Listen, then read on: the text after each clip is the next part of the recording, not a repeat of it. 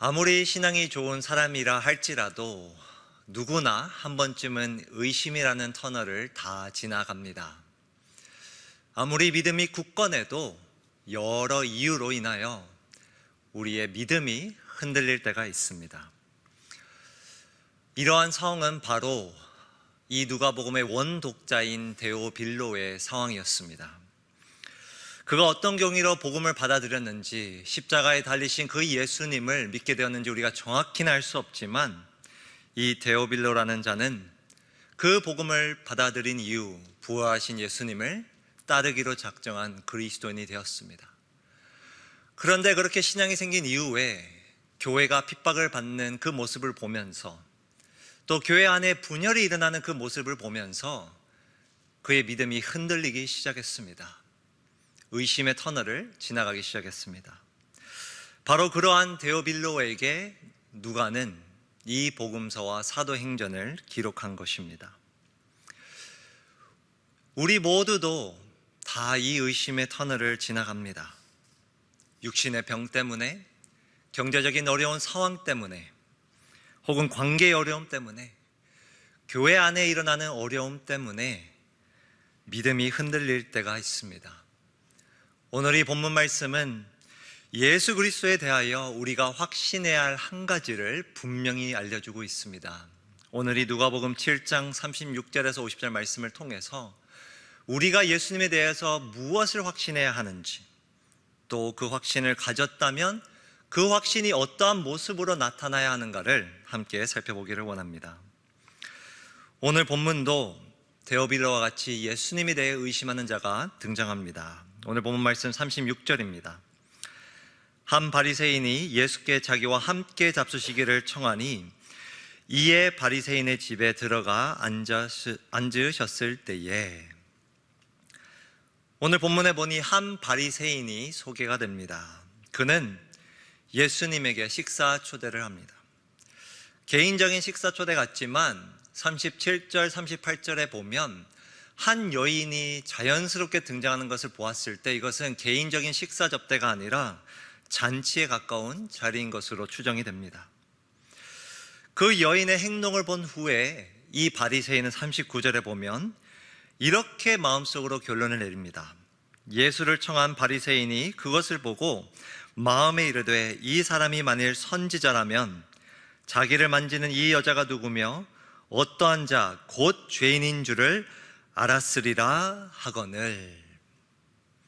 여기서 이 만일, 헬라어로 보면 이 조건절의 용법은 부정적인 결론을 내릴 때 사용하는 용법입니다.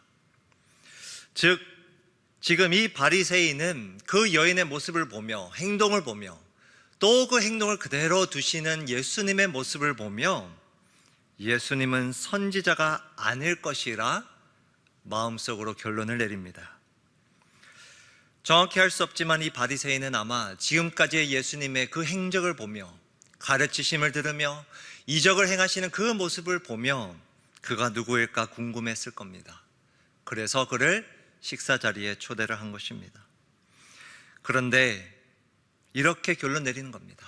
아마도 선지자는 아닐 것이다. 오늘 본문 말씀은 이 바리새인의 결론과 달리 말미에 예수님에 대해서 이렇게 소개합니다. 48절부터 50절 말씀입니다.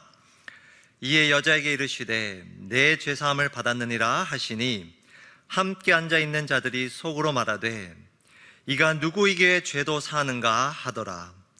예수께서 여자에게 이르시되 내 믿음이 너를 구원하였으니 평안히 가라 하시니라. 오늘 본문은 예수님 자신이 명백하게 죄를 사하는 분이심을 소개하고 있습니다. 예수님이 죄사함을 받아라 라고 하신 이 말씀은 누가복음에서 처음으로 기록된 것도 아닙니다. 이미 큐티에 보셔서 아시지만 누가복음 5장에서 이미 이 말씀을 하셨어요. 그런데 왜 누가는 이 복음서에서 반복적으로 이 말씀을 하고 있을까요?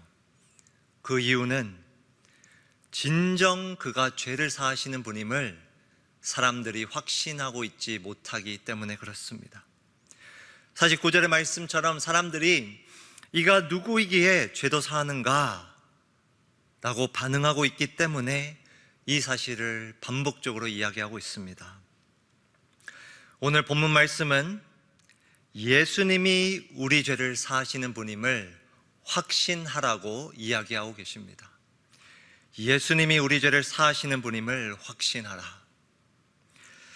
제가 요즘 이제 방학 기간에 있는 우리 아이들과 누가복음 큐티를 계속해서 함께 해오고 있는데요.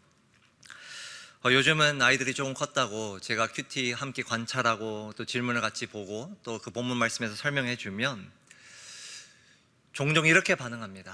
아빠 그거 다 알아. 그거 이미 전도사님이 간사님이 이야기한 거야. 다 안다고 이렇게 반응을 합니다. 속으로는 나도 알고 있어 라고 이렇게 이야기하고 싶지만 아이들을 위해서 꾹 참고 그렇게 함께 큐티를 합니다. 여러분, 이 수요 기도에 나오신 여러분들도 이 사실을 다 알 것입니다. 예수님이 내 죄를 사하신 분이라는 것은 우리 모두가 다 압니다. 그런데 왜 이 당연한 사실을 누가는 계속해서 반복하며 이야기하고 있을까요? 오늘 본문에 나온 이 바리새인의 모습이, 여기에 있는 이 사람들의 모습이, 또 데오빌로의 그 의심이 바로 우리의 모습이자 우리의 의심이기 때문에 그렇습니다. 우리 역시 신앙생활을 하다가 이 사실을 온전히 믿지 못할 때가 있습니다. 확신이 흔들릴 때가 있습니다. 예수님께서는 분명 내 죄사함을 받았느니라 라고 선언하셨는데, 내 믿음이 너를 구원하였다, 평안히 가라 라고 말씀하셨는데, 우리가 이 말씀을 확실히 믿지 못하여 평안하지 못할 때가 있습니다. 서두에서도 말씀드린 것처럼 여러 이유 때문에 우리는 신앙생활 가운데 이 의심의 터널을 지나갑니다. 우리에게 찾아오는 그 어려움, 교회에서 일어나는 그 실망스러운 모습들, 또 우리의 환경 때문에 믿음이 흔들릴 때가 있습니다. 바로 이러한 상황 가운데서 오늘 말씀은 예수 그리스도께서 내 죄를 사하신 분임을 확신하라고 말씀하고 계십니다. 성도 여러분은 이 사실을 정말 믿습니까? 정말 확신하고 계신가요? 그렇다면 이 확신은 우리의 삶 속에서 어떻게 나타나야 할까요? 오늘 본문 말씀 37절로 넘어가 다시 한번 보겠습니다. 원어에는 이 보라라는 단어로 시작하는데요, 이렇게 시작합니다. 보라, 그 동네에 죄를 지은 한 여자가 있어 예수께서 바리새인의 집에 앉아 계심을 알고 향유 담은 옥합을 가지고 와서. 한 바리새인을 36절에서 소개한 뒤에 37절에서는 보라라는 이 강조하는 단어를 쓰면서까지 한 여인을 소개합니다. 그 여인은 원어로 보면 단 한마디로 소개됩니다. 죄인이라는 단어예요. 죄인. 이 죄인을 보라라고 하고 있어요. 이 인물에 주목하라고 이야기하고 있습니다. 왜 주목해야 하는가? 38절 딱 한 구절이지만 이 여인에 대해서 무려 6가지의 동사를 사용하면서 그녀의 행동을 이렇게 묘사합니다. 예수의 뒤로 그 발 곁에 서서 울며 눈물로 그 발을 적시고 자기 머리털로 닦고 그 발에 입 맞추고 향유를 부으니. 이 여인은 단 한마디의 말도 하지 않고 이렇게 행합니다. 6개의 동사로. 그런데 놀라운 것은 이 행동이 44절에서 46절에 또 반복되어 등장합니다. 세 구절이기 때문에 우리 한번 교독하면 좋겠습니다. 제가 44절 읽고 여러분들이 45절을 읽고 46절 제가 읽겠습니다. 그 여자를 돌아보시며 시몬에게 이르시되 이 여자를 보느냐? 내가 내 집에 들어갔을 때 너는 내게 발을 씻을 물도 주지 아니하였으되 이 여자는 눈물로 내 발을 적시고 그 머리털로 닦았으며 너는 내게 입맞추지 아니하였으되 그는 내가 들어올 때로부터 내 발에 입맞추기를 그치지 아니하였으며 너는 내 머리에 감람유도 붓지 아니하였으되 그는 향유를 내 발에 부었느니라. 이번에는 예수님께서 이 여인의 행동을 묘사하시며 의도적으로 시몬이라는 이 바리새인의 행동과 비교하십니다. 대조를 하시는 것이죠. 무려 3번에 걸쳐서 너는, 이 여자는, 너는, 그는, 너는, 그는, 이 여인의 행동을 매우 강조하고 계십니다. 그녀는 왜 이렇게 행동했을까요? 40절에 예수께서 대답하여 이르시되 시몬아 내가 내게 이를 말이 있다 하시니 그가 이르되 선생님 말씀하소서. 시몬이라는 이 바리새인은 이 여인의 행동을 보며 또 그 행동을 그대로 두시는 그 예수님의 모습을 보며 마음속으로 이 자는 선지자가 아니라 결론 내립니다. 그런데 예수님은 도리어 이 시몬이라는 자의 생각을 읽으시고 비유를 말씀해 주십니다.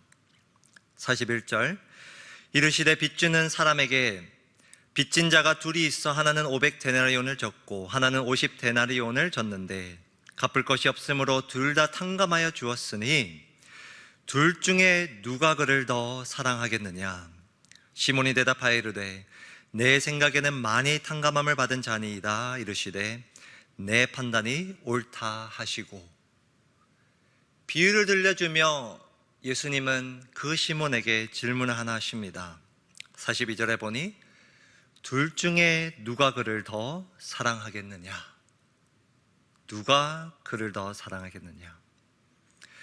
그녀가 이렇게 한 행동, 그 이유를 설명하시는 겁니다. 예수님은 그녀가 누군지 몰라서 그 행동을 그냥 두신 것이 아니라 그녀가 누군지도 알았고 시몬의 그 생각도 다 알았고 그녀가 왜 이렇게 행동하는지도 다 아셨던 것입니다. 그리고 그 이유를 이 비유를 통해 설명해 주시며 이 비유의 핵심, 오늘 본문의 핵심인 47절에서 이렇게 말씀하십니다. 우리 47절 한 목소리로 함께 읽겠습니다. 이러므로 내가 내게 말하노니 그의 많은 죄가 사하여졌도다. 이는 그의 사랑함이 많음이라. 사함을 받은 일이 적은 자는 적게 사랑하느니라. 이러므로 그녀가 왜 시몬과 대조적으로 시몬과는 달리 행동했는지 예수님은 이렇게 설명하십니다. 그의 많은 죄가 사하여졌도다. 이는 그의 사랑함이 많음이라. 여기서 우리가 오해하지 말아야 할 것이 있습니다. 예수님은 그녀의 사랑함이 많았기 때문에 많은 죄가 사해졌다라고 말씀하시는 것이 아닙니다. 도리어 죄가 사해졌기 때문에 사랑하는 것이라 설명하고 계신 거예요. 이 헬라어 단어 이나는 이 접속사는 대개는 이유를 설명할 때 사용되는 단어지만, 접속사지만 때로는 무언가를 증명할 때, 증명하는 바를 설명할 때도 사용하는 단어입니다. 그녀의 사랑함이 죄사함의 이유가 되는 것이 아니라 그녀의 사랑이 그 죄사함을 증명해 주는 것입니다. 그녀가 죄사함을 받았다라는 것을 그녀는 사랑을 통해 표현하고 있는 것입니다. 그녀는 왜 이렇게 행동했는가? 죄사함을 받았기 때문입니다. 예수 그리스도께서 자신의 죄를 사하시는 분임을 확신하고 있기 때문에 이렇게 사랑한 것입니다. 예수님이 우리 죄를 사해 주시는 분이심을 확신하는 믿음은 어떻게 나타나는가? 그것은 단순히 지적인 동의가 아니라 바로 우리의 헌신적인 사랑으로 나타나게 되어 있습니다. 오늘 본문은 예수님이 자기 죄를 사하시는 분임을 확신하는 자는 바로 그분을 헌신적으로 사랑한다 말씀하고 있습니다. 예수님이 우리 죄를 사하신다는 이 사실은 우리 모두가 압니다. 지적으로 동의합니다. 그러나 여러분 정말 확신하십니까? 이 질문에 대한 대답은 단순히 아멘으로 지적인 동의로 하는 것이 아니라 우리의 헌신적인 사랑으로 하는 것입니다. 38절을 그녀의 행동을 다시 한번 보면요, 6개의 동사 중에 딱 한 단어, 이 적시고라는 동사에 우리가 주목하기 원합니다. 원어로 보면 이 적시다라는 동사는 소나기를 표현할 때 사용하는 단어입니다. 한두 방울의 눈물이 아니에요. 소나기와 같이 흐르는 그녀의 눈물, 그 확신의 눈물, 사랑의 눈물, 헌신의 눈물, 이 눈물이 성도 여러분들에게 여전히 흐르고 있습니까? 죄 사함은 과거의 일만이 아닙니다. 지금도 유효한 죄 사함입니다. 내가 매일 짓는 그 죄를 하나님은 그 십자가의 은혜로 사해주고 계신 줄 믿습니다. 그리고 이 죄 사함을 받은 자는, 확신하는 자는 소나기와 같은 눈물로 반응합니다. 예수 그리스도께서 내 죄를 사해 주셨음을 확신하는 자는 바로 이 헌신적인 사랑으로 나타내게 되어 있습니다. 사랑하는 성도 여러분, 혹시 사랑이 식으셨나요? 이 방학 기간에 혹시 헌신이 식으셨나요? 오늘 이 본문에 여인에게 주신 이 말씀을 우리의 말씀으로 받아들이기를 소원합니다. 내 죄사함을 받았느니라, 내 믿음이 너를 구원하였으니 평안히 가라. 예수님을 정말 내 죄를 사하주신 분으로 확신한다면 이 여인처럼 500데나리온을 빚진 자처럼 그분을 더욱 사랑하고 더욱 헌신할 것입니다. 내가 빚진 것을 갚기 위해 헌신하는 것이 아니라 내가 도저히 갚을 수 없는 그 빚을 갚아주셨기에 우리는 헌신하고 사랑하는 것입니다. 오늘 본문을 묵상하며 이 직전의 내용, 7장에 나왔던 내용과 함께 좀 묵상하게 되었습니다. 7장에 보시면 백부장의 그 병든 하인을 예수님은 고치시고 죽었던 과부의 그 아들을 다시금 살리시는 놀라운 이적을 행하십니다. 왜 이 이적, 이 기적들 뒤에 이 말씀이 나올까 저는 생각하며 묵상을 해보았습니다. 묵상했을 때 이런 결론을 내렸어요.